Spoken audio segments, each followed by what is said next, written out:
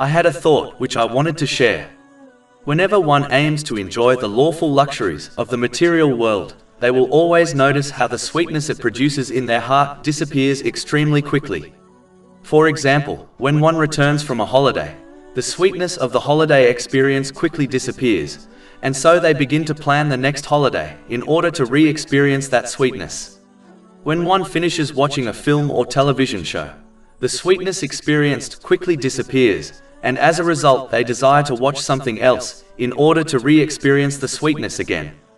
This is true for all sinful or vain things. It is this desire to re-experience the sweetness of things which drives the entertainment industry.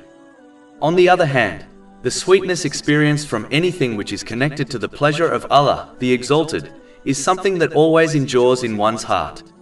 For example, the Muslim who sincerely performed the holy pilgrimage continues to feel the sweetness of it in their heart decades later.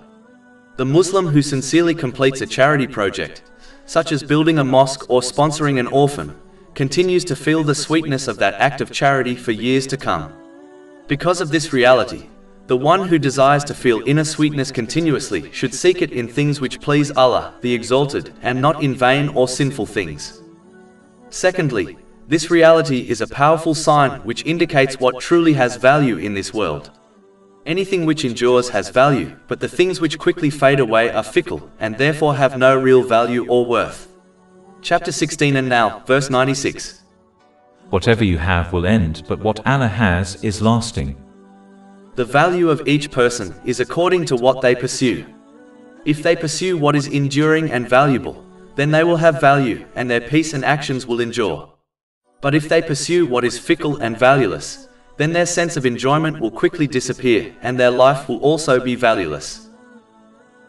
Over 400 free ebooks, audiobooks, infographics, podcasts and blogs available on our website, www.shaykhpod.com.